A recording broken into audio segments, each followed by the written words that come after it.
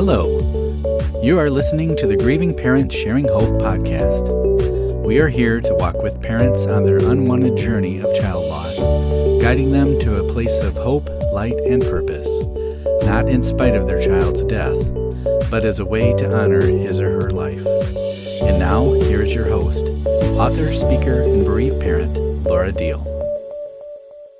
Hi. As we head into Thanksgiving and the Christmas season, I thought I would bring a couple of moms on to join me talking about getting through from now to the end of the year. Today, you will be listening to a chat between Lynda Cheldelin Fell and myself. It was so full of good things to know that I can't wait for you to hear it. First, let me give her a proper introduction. Lynda Cheldelin Fell is a founding partner of the International Grief Institute and international best-selling author of over 35 books, including the award-winning Grief Diaries series. Lynda has a background in trauma and grief and holds a national certification in critical incident stress management. She has earned 6 national literary awards and 5 national advocacy award nominations for her work. As you can tell, Lynda has a passion for helping those who are grieving, and this is based on the death of her own daughter. So with that, here is our talk. Well, hi, Lynda. I am really glad to have you join me today, and we've already been having a fun conversation about travel and all kinds of stuff, so welcome. Oh, thank you so much. Now, first of all, I always like to have my guests share their story, so would you please share your daughter with us and tell us what happened? Of course. So in 2007, I had this terrible dream. And in this dream, our third born, our youngest daughter, was in the back seat of a car, and I was in the front passenger seat, and the driver missed a curve in the road, and the car flew off into this lake.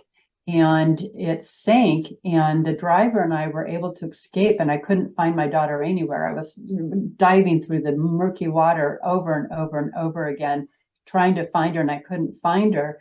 And all I saw was a book floating on the water where she disappeared. And then I woke up, and 2 years later, our daughter, who was 15 at the time, died as a backseat passenger in a car while they were coming home from a swim meet. And it was T-boned by a father coming home from work. And no one was doing anything wrong. It was just a pure accident. And she died immediately, our daughter. And that was the first time that I had experienced profound grief. I had lost grandparents and such, but nothing had prepared me for the journey that lay ahead with losing our daughter. It was just, mind-boggling. I remember very little of it, actually, for about 2.5 years. And then my husband, who he had really internalized his grief and had not processed it much. And less than 3 years after she died, my husband suffered this devastating stroke. It was he was silently grieving and not processing it, and it was a perfect storm. The rug was pulled out from underneath me again. And I became my husband's caretaker, and he was paralyzed on his right side, and he had to relearn how to talk, how to read, how to walk. It was just really a time in our life that I could have never foresaw, and I certainly did not have the skill set to help me cope. And so I leaned into my faith a lot. I actually envisioned myself in the palm of God's hand, and that was what brought me comfort. And so, it was a really devastating time. To lose a child is unlike anything that we can explain to someone who has. It's kind of like you can't explain childbirth to someone who's never birthed a child. Right. And and so that is what happened to our daughter. And unbeknown to me at the time, it put me on a trajectory to where I learned to harness the pain and turn it into a passion to help others. And that's a collateral blessing that came out of it, for which I'm very grateful. Now, I wasn't planning on asking you this, but I just feel prompted to. based on that dream, and I've heard you talk about, having the dream before, but I know so many parents do that what if, and they feel so guilty. I should have been able to stop this. I should have seen, I should have made a different decision or whatever. Did you struggle with any of that during the dream? Did you feel like that was like, I should have seen that as some sort of a warning, or did you see that dream as maybe God's mercy in preparing you? I'm just curious about that. That's an excellent question. In the beginning, when I woke up from that dream, I was grief stricken because in that dream, my That's daughter disappeared horrific. and I Yeah. couldn't save her. I Yeah. couldn't find her through the muddy water. And I couldn't, so I remember vividly waking from the dream and just feeling just this gut wrenching Oh, yeah. grief. And it really unsettled me. And so then when it actually happened, when Allie actually died as a backseat passenger in a car, I used to be a firefighter EMT. And I arrived on scene and she was still there covered with a white sheet. And I was able to sit with her body for some time at the scene of the crash. And I remember in that moment feeling that this was God's will. And that did nothing to relieve the grief, but it did comfort me. I knew that there was a bigger picture at play, far bigger than myself. Yeah. And that was comforting to know that God was at the helm. Even in that moment where I had yet to begin the journey, Yes. I just knew that this was, and for some reason, God had given me a premonition dream. Yeah. And in a way, I look back on that and I think he was giving me a heads up. I do. Isn't it And interesting, the different perspectives? Because it seems like either, especially at the beginning, it's like we lean on God and it's like, I don't get it, but I trust you that there's something going on that's bigger than me. There's something that involves eternity. And somehow I know you're the only thing that's going to get me through this, and you lean on him. Or it's almost the opposite of, well, why didn't you stop this, God? And the anger and the blame of this is his fault because he didn't stop it. And I pray for my kids, and the whole thing, because you've dealt with parents for so many years and grief as a whole.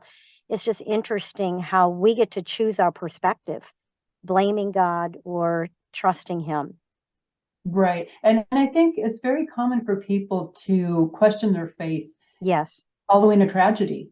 Yes. We question everything. Mm-hmm. And many people are looking for some place to put all their emotions, especially things like anger and such. And why did you not save my loved one? Right. And, this, that, and the other. And I think that that's okay. God's shoulders are bigger than that. Yes. And he knows our heart and he knows our pain. And so it's okay to be angry at God. For me, I never felt that anger, but I'm aware that it's more common than not. Right. And I think, most of the time it comes full circle where people are able to process their and reconcile between their head and their heart. And, understand that the world is far larger than one soul alone. And so as much as we want to think that God picked on us or he didn't spare us when we prayed to him, we did everything right, and he still didn't save our loved one, that's when we need to begin to think, maybe there's a bigger picture at play here that I'll never know, but I trust. Yeah. Yeah. And I trust God. I don't know why he does what he does, but I trust him. And I got to say for myself, in looking back, I feel honored that this is the life that I've been handed, because it's made me into a better person than I was. And I'm very grateful for that. And it's also given me the opportunity to meet people who just need a hug. And when you do that for someone who with a hurting heart, when you give to them, you're healing your own heart. Yes. She who heals others heals herself. And so I'm very grateful for the opportunity to touch the life of others in a way that I hadn't prior to the accident. And so collateral blessings are something that can happen from every tragedy. It's interesting you mentioned about turning into a better person, because I was just with a group this past week, just a few nights ago, and one of the dads, it's very, very fresh for this couple, and we ended up on that topic, and he had to excuse himself because it's like, I don't know how something that has brought me so much pain, how is it even possible to become a better person out of this? And so it is. So we'll just leave it at that for now. Maybe we'll come back and talk about that another time. So right now, let's go ahead and turn the corner. And I just feel like there's just been so much here already in just the richness and what we've talked about. But I do want to get into the topic of coping with the holidays. And I did ask you to join me as one of the co-founders of the National Grief Institute with Lynn Finley, because you have put something together that I really like on this topic, and I would like our listeners to hear some of this. And first of all, I want to say I like how you describe it as an emotional kaleidoscope. I think that's a really good description. And you have put together 10 tips. And before we get into that, I want to make sure that everyone knows that they're just that. They're tips. So some of these can help you and some of these may not help you, because we're all different. And like you say, we're individual like snowflakes. And our grief is like that. So I think thinking about our grief and what we're going through individually like snowflakes, that's a good example this time of year especially. So let's go ahead and get into these 10 tips. Now, the first one is sticking with what feels familiar. And that may seem counterintuitive to some of us because we want to get away from what's familiar. So why is that a tip that you like to share? Because it's a reminder. If we can stick with a routine, a familiar routine can help us feel grounded. And the holidays are a very painful time, those first few years. We're reliving memories of holidays past, of merrier times. So the holidays can be a huge trigger and a very raw one at that. And so a familiar routine can help us feel grounded. But if that feels too painful, just as you said, people need to do what feels right to them, because grief is unique as a fingerprint, and so is our journey after that. And so what feels right for one person may feel wrong for someone else, and it may switch from year to year. And so this year, you might do what feels familiar to you, and next year you may say, you know what? Next year, I just want to go away and not acknowledge Christmas at all, or Hanukkah, or the holidays and such. Yes. And so people at the end of the day have to do what's right for them.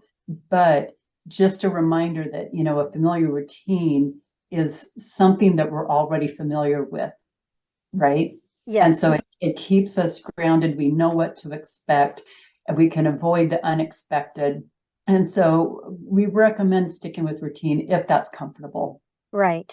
And also giving permission to try something new if it's not Absolutely. comfortable. So, and like you said, Absolutely. it's so true. I have discovered that too. Sometimes it can go from year to year, and something can be fine one year and the next year it's just like, I just can't do that. I can't, whether it's putting up the tree this year, I did it last year, can't, whatever.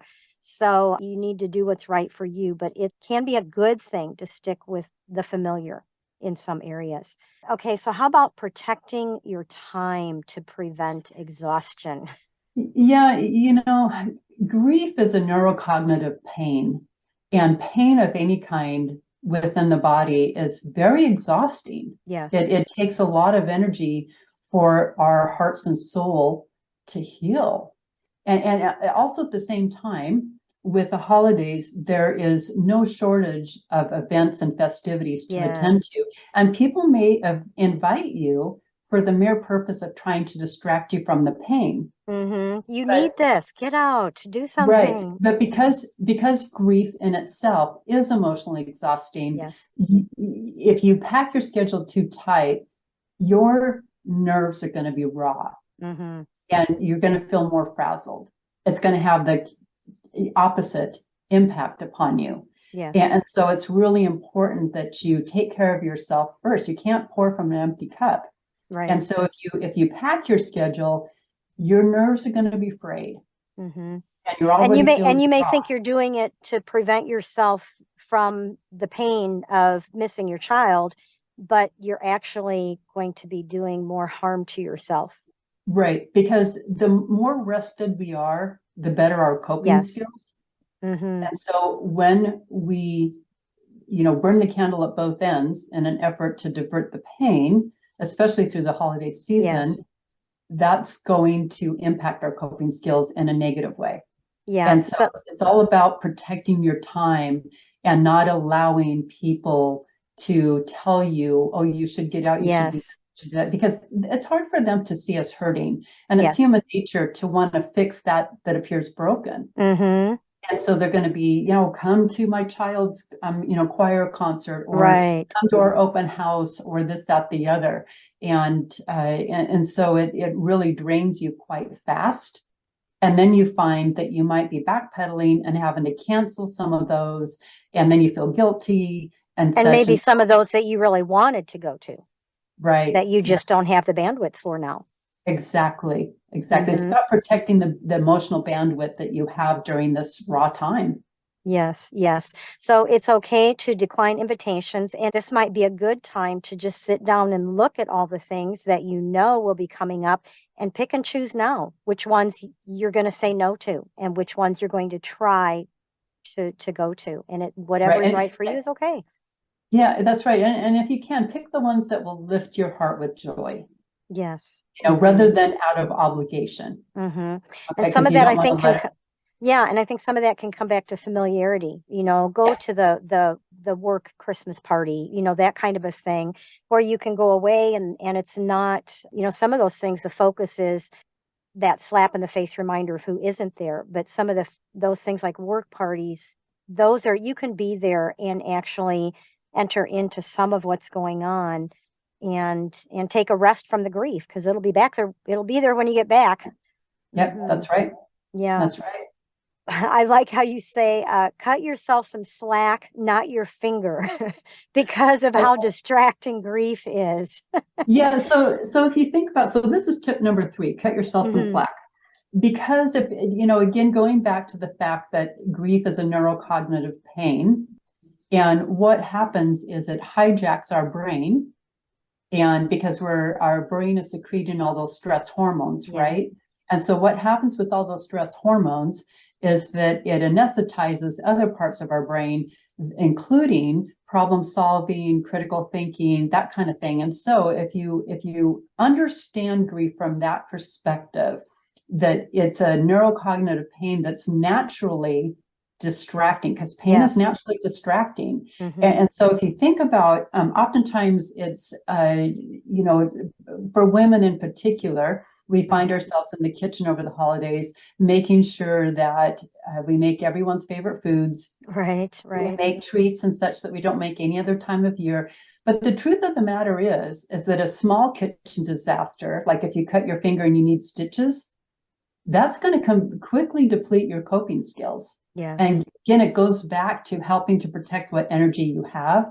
And so buy store bought where you Hmm. can, where you're Hmm. most comfortable. If people want Grandma Gracie's pumpkin pie, that's been in the family, that recipe for generations, then buy store bought gravy. Give yourself some Yes. grace there and Hmm. try to minimize, the potential for error, especially in the kitchen. Hmm. Because again, our brain is already naturally distracted by that pain, and we don't want to add more angst into, Right. that day because we've, Right. not been Yeah. paying attention and end up with a kitchen disaster of some sort. Right. Right. It's interesting that we acknowledge that physical pain is distracting, but we don't realize that the emotional distress is distracting as well. Yes. So that's And that's important.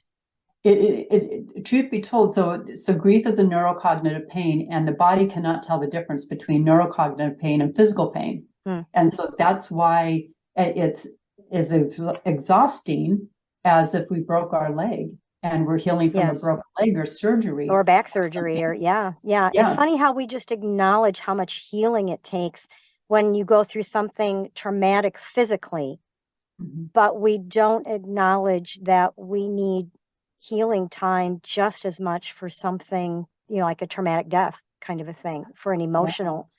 Yeah. We need to rest, just like all healing. We need to Yes. rest. That's where, going back to tip number 2 of avoiding packing the schedule, it's because we need to protect what energy we have. Because again, the more rested and less frazzled we are, the better our coping skills. And that's Yes. really important to understand. Yes. Yes. So the fourth one, they all kind of flow together in this, is skipping the chaos to avoid those Yeah. frazzled nerves, to find ways to create a peaceful, soothing atmosphere. So what are some suggestions for that, Lynda? Well, the number one is to turn off the technology. Yes. Yes. And, we tend to immerse ourselves in social media. And, social media is a plethora of stories and emotions and such. And we're really not in a position to take on someone else's chaos, right? Or Yeah, someone else's, exactly. Mm-hmm. bad day or what have you. And so when we minimize technology, we immediately reduce the stress that we Mm-hmm. feel. And so, turn off the computer. One of my favorite tips is lighting a fragrant candle. And I usually Mm-hmm. begin in September. Yeah. And, not everyone loves pumpkin spice. Most people No, do. right, But right. if you're not one of them, a nice vanilla candle can Mm-hmm. really, because that's aromatherapy, right? Yes, And exactly. that's going to trigger the endorphins in the brain. Lavender, chamomile. Right. Mm-hmm. Yeah. Or it can be holiday. Mm-hmm. Yeah, yeah. Apple But it cinnamon. doesn't. Right. Well, Yeah. but And they've got all kinds, baking cookies and cinnamon coffee and roll. Yeah. Yeah. yes. Yeah. Yeah. And then, another thing that people can do to help skip the chaos is watch a comedy.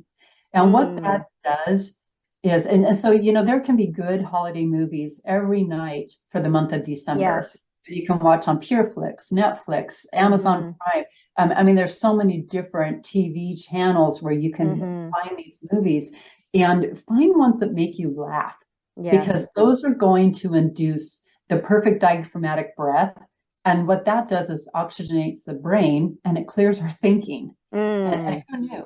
And so, when you soothe your nerves with peaceful surroundings, you binge watch a good, comedy series or holiday movie, put on some really nice, fuzzy, warm socks, grab a soft blanket, light a nice, get yourself a cup of tea or hot cocoa or what have you. Just dial down your stress level, skip the chaos. Again, it goes back to the more rested you are, the better your coping skills through the holidays. Yeah. And I know for some, I can just hear them thinking, yeah, but some of those movies are ones that I watch with my kids and, and they're not there anymore. So that would be Right. more of a trigger. So, either find different movies Yep. or try watching it, because you might be amazed at the laughter of the warmth that you get because it connects you to your child. Right. And so that can be something warm. And I know at the beginning, those memories are more painful, but they can become warm memories and connections. So don't just write it off. I know one of my favorite things to do, I know for a lot of people, they can't put up the Christmas tree for a long time. I was one that I wanted and needed it up. It just meant something to me for Becca and getting through those ornaments that can hurt. But I just love just sitting and just looking at the lights on my tree and just putting in some beautiful music, Christmas music, and it's just so peaceful to just sit and look at the tree and the lights and the music and something warm to drink. And Even better if you can light a candle as you yes. do that and just sit there in the natural glow, Yes. of the holiday lights, and allow your mind to wander. But the most important here is to calm down your entire environment. It's reducing the stress during a very stressful time, because the holidays is a time of hustle and bustle for everybody. They're trying to, attend all the festivities, do Christmas shopping, and get the grocery list tackled, because you've got so much to buy over the next couple of weeks for the different dinners, and maybe you've got a different all kinds of school programs and just everything, Christmas concerts. I mean, you're being pulled in every which way. Yeah. And So So just calm it all down, in the evening time. And I think it's And important too, if you have younger kids that make your day a bit more chaotic, go ahead and take some time when you get them to bed for yourself. I yeah, know it's easy to just fall in bed exhausted, but do something to rest and replenish yourself in some way. So, uh, absolutely. yeah, so treat your senses to some TLC. I think that's part of Yeah, what we've been talking to. that leads Part of us right this is, into tip five. yes, Yep. exactly. Do what Yeah. feels best to your heart, not what pleases others. That's huge, isn't it? Because everybody all has suggestions about what we should do to feel better. Well, the idea behind the rule of five, is Yes. treating your senses to TLC every single day. So each day you acknowledge five things that you can see, four things you can feel, three things you can hear, two things you can smell, one thing you can taste. And what Okay, it does let's is it, say that again. Okay, so I want people to every catch that. day, Mm-hmm. every day, practice the rule of fives. Yes. Five things you can see, four things you can feel, three things you can hear, two things you can smell, and one thing you can taste that induces sensorial pleasure. What that does for your body is that it's a reminder that not all pleasure is lost. So when you Yes. smell a nice candle, that triggers, if even for a moment, a little bit of endorphins in your brain. And it gives your brain a brief respite from the pain. Mm. And that's important. And so Mm-hmm. when you practice the rule of fives, especially in the early days of grief, where we are positive we'll never feel anything other Right. than grief Right. again. Mm-hmm. So the rule of fives is a reminder that our body can still feel pleasure. And when we allow our body to feel pleasure through our five senses, it triggers the endorphins in the brain. Mm. And again, it doesn't cure grief, but it gives our brain a respite from the Yes. grief pain, neurocognitive pain. Because again, if you think about the stress hormones that flood the brain during grief, when we release or trigger the endorphins, it clears the brain. Hmm. And that's why the good belly laugh when you watch like a comedy or binge watch a funny series on TV. Again, laughter is actually a very powerful healing Yes. modality in Yes. itself. And so any opportunity that we have to trigger the happy hormones in the brain is going to give us moments of respite. And that's really, really important because the heart can hold joy the same time as sorrow. Yes. Yes. So it's really important that we allow our body to still engage in physical pleasure through our five senses. Mm-hmm. That is so good. That is so good. And I think it's so good to know because I think most of us, we don't know anything about our body and grief. We're thinking so much about the emotional turmoil and what's in our soul and our mind. We're not Right. thinking about how we can actually do things to help our bodies, which in turn helps our soul and our mind and Yep. in that. So, when you're talking about the smell, the thought that came to me was next time you go grocery shopping, get those already not the roll that you have to cut, but those little cookie dough things that come in those flat packages. Throw a couple of cookie dough things in the oven. That'll do your smell and your taste. Right. Get them Works both for in one me. shot. Get some of that Absolutely. cookie dough. And the idea behind giving it assigned values, such as five things you can see, four things you can hear, etc. It's not important to remember what was I supposed to do with five things or four Mm-hmm. things. As long as you engage your senses Mm-hmm. in sensorial pleasure every day, it is a reminder that not all pleasure is lost, Right. that we still feel physical pleasure. And the physical body, the emotional body, the cognitive body, it's all intertwined. Yes. And so when we feel pleasure, even in our fingertips, Mm-hmm. our olfactory, our nose, taste, when we have those moments of pleasure, it registers in our brain. And that's Yes. really important to our healing. It sends us a signal whether we realize it or not. And I think this really leads into the next one because you've been talking about laughing, you've been talking about finding, discovering there's still pleasure in life, that it's not always going to be like this. And yet how can I possibly laugh when my child isn't here? When my child's Right. not laughing, I feel so guilty. How can I possibly be happy again? The guilt that Right. comes with that. That seems to be one of the hardest. But like you said, the heart can hold both joy and sorrow at the same time.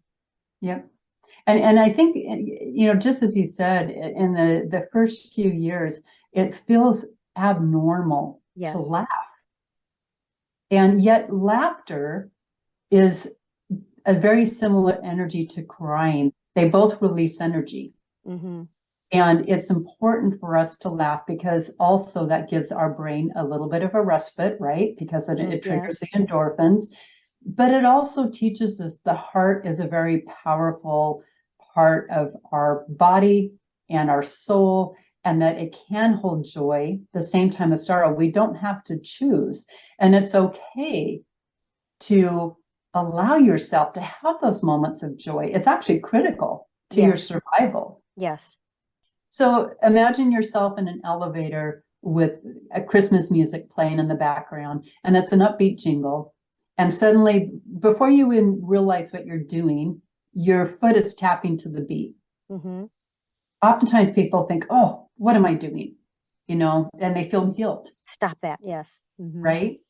But it's good for you to have those moments of joy. And so I encourage people who have lost a loved one to take it a step further. If they find their foot tap into that beat, start singing along. Mm-hmm. Allow yourself to sing. And Yes. again, it's not a cure for grief, but those moments of joy that we allow in to our hearts is good for our healing.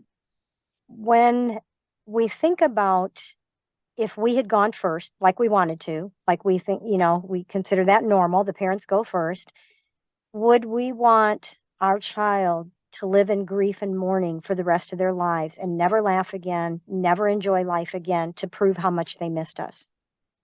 And No, I we would. and I No. I know, sometimes we can bristle when someone tells us your child wouldn't want that for you. And it's like, how do you know what my child would want? Kind of a thing. But I think it's different coming from other parents who've lost a child and can very gently say, would your child really want you to live in such depth of darkness, never having joy in life again? Because most of our children loved life. They were full of joy. They laughed. So sometimes that can be helpful to think about it the So, other way around, I think. so let me ask you this. Do you love chocolate? Oh, yeah. And so what if you said, I'm never going to have chocolate again because it tastes good and that makes me happy and I'm never going to have it again? What would your deceased child say to that? They would say, of course, have that chocolate, Yes. mom. Don't be Hmm. silly. Right. And, Right. and it's true with any moments of joy. And Hmm. you're right. If the roles were reversed and we were in heaven watching our loved one, we would want them to find meaning in their life and learn to move forward with us in their hearts instead of their arms with joy. And of course, that takes a long time. We Yes, it know is a that because process. it's a process between the head and Hmm. the heart, that Yes. reconciliation process. And Hmm. so it's not something that happens overnight. And, again, feeling joy does not cure grief, Right. but it does help to balance the scale Yes. And and give and us it can happen in just seconds or moments and be gone again. It can be very fleeting, but when it's there, lean into it. absolutely. So, how about honoring the past, finding a way to include your child's memory? Because I know we can even begin to make new memories with our child that's gone. Yeah, it's going to be painful, but I think it's even more painful for us to do nothing as if they never existed. Grief can be paralyzing. Yes. And, come especially the first holiday and the second holiday and the third year Mhm. after the holiday season, especially if it's our child's favorite holiday, is incredibly It's painful brutal. and Mhm. pain is paralyzing. Yes. And so what we did, I remember Allie died on August 5th, and she and I often had our Christmas tree up by October because we both Christmas season and wanted to extend it for as long as possible. Mm, And I just thought, what am I going to do? I didn't want to have Christmas at all. I wanted to ignore it. Yet we had right. other children in the home. We had a young grandson, and I knew I couldn't rob them Mm-hmm. of Christmas just because I felt Right. such pain in my heart. And so what we did, and I also could not bear to see Allie's stocking empty. Mm. I couldn't bear. So what my solution to that was to fill her stocking with toys for the pets. And Okay. that's what we've done every year after. So that's how we honor Allie Mm-hmm. with the holidays. We fill her stocking, but she doesn't get the same things that the other people in the Right. family. Right. But we do fill it with useful things, and our cat and dogs love it. So, one of the other more painful things that we have to navigate too is the empty seat at the table. Yes. And so there's ways you can, mitigate that if you choose to. One might be to put his or her picture in a frame at that place setting. Yes. Or you can invite a newly bereaved family Mm. or widow or widower to join Yes. you, and that can Mm-hmm. become their designated spot. Yes. Yes. So, honor the past and however it means to you, but don't Mm-hmm. be afraid to think outside the box. Like for me, with finding a solution to the stockings, I'd never heard what other bereaved parents did, and because this was also new to me, and I was in a fog, Mm-hmm.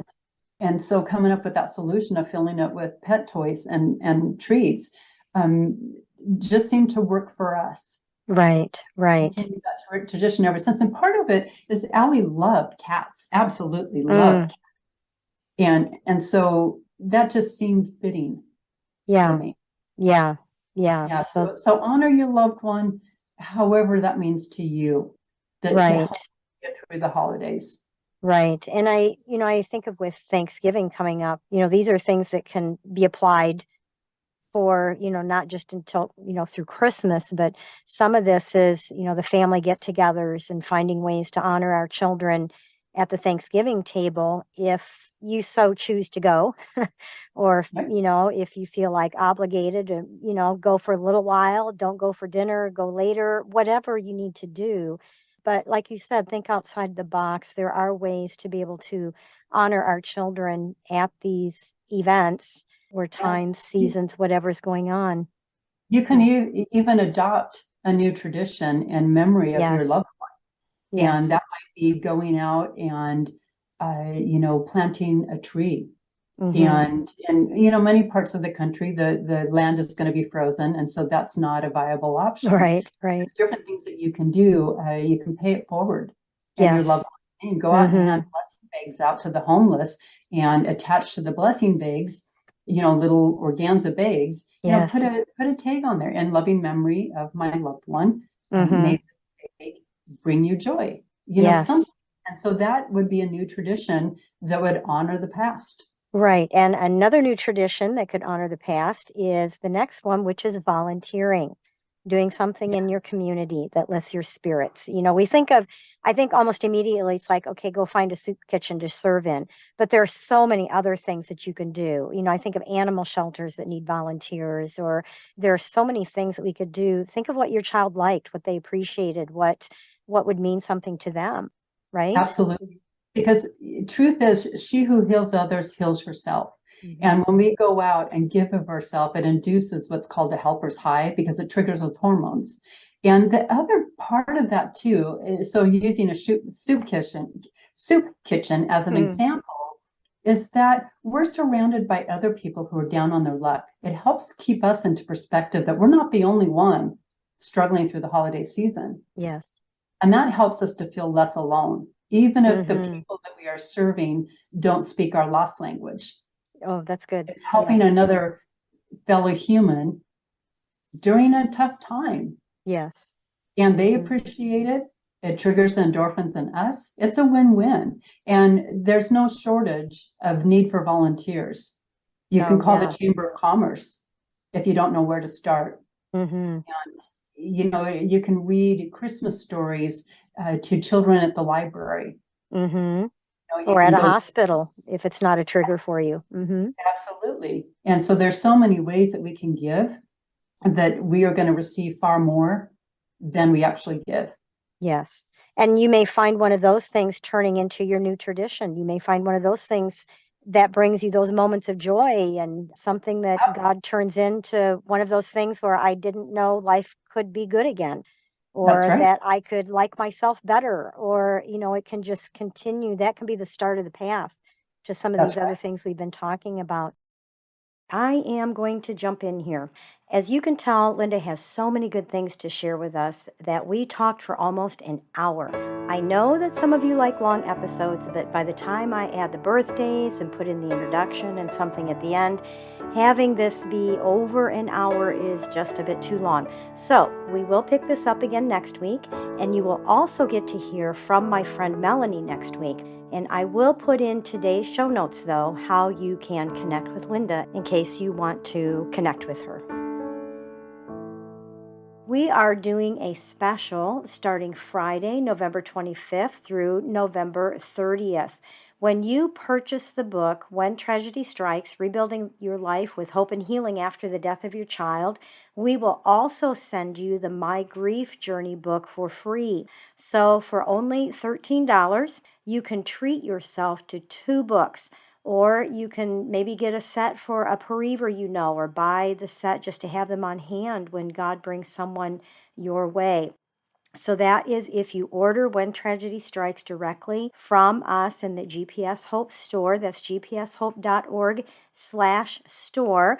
I'll sign the books before we send them out, and I'll also put a link to the store in the show notes for you. Let's go ahead and go on to the birthday segment for this week. Austin Lauderman was born on November 20th and is forever 8.5. Benjamin Kravitz was born on November 21st and is forever 32. Logan Singer was born on November 21st and is forever 17. Jacinda Avina was born on November 22nd and is forever 18. Jacob Letourneau was born on November 22nd and is forever 21. Skylar Spencer was born on November 23rd and is forever 24. Melissa Sulikowski Hill was born on November 23rd and is forever 38. Josie Floyd was born on November 24th and is forever 25. Austin Delgado was born on November 26th and is forever 21. Tyler Green was born on November 26th and is forever 27. We celebrate with these families the day these children came into the world. It will always be a special day and worth celebrating. If you would like to have your child's birthday announced the week of his or her birthday, I would love to be able to do that. Just go to gpshope.org/birthdays. Fill out the information there, submit it, and we will add your child to the birthday segment. Before I close this out, I want to remind you that I made a way for us to walk through the Christmas season together every single day through the book Hope for the Future, an Advent Journey for Bereaved Parents. Not only will you have something to read each day to encourage you and to help you focus on the future we have with our children because Jesus came as a baby, but each Sunday evening you can also join me live as I light a candle on my Advent wreath and share that night's reading. Now, you don't have to have the book to join me for the reading, but it is something that it gives you something to read every day. Right now, Hope for the Future is supposed to be on sale on Amazon for only $9.99, and that is through November 23rd, which is tomorrow if you're listening to this episode when it comes out. To find out more about all of this, go to gpshope.org/adventbook or go straight to Amazon to place your order and get the book. Last week, I decided to make an acrostic using my name to come up with things that I am thankful for, and I just thought I would share it with you before I close today. So Laura, Laura. L, I am thankful for laughter and love. A, for all the traveling I get to do in the Hope Mobile. U, for us. Dave and I doing life and ministry together, my children and grandchildren, and our GPS Hope family. I am thankful for reunions, seeing family and friends after being separated both here on earth and in heaven. And I am thankful for answered prayers, both the way I want them answered and the way I don't, as God sees through the eyes of eternity. I would love it if you would do the same with your name. You can share it in the comments below this podcast episode on the GPS Hope website. And this is episode 186. And here is another acrostic that you hear me share every week. HOPE. Hold on. Pain eases. There is hope.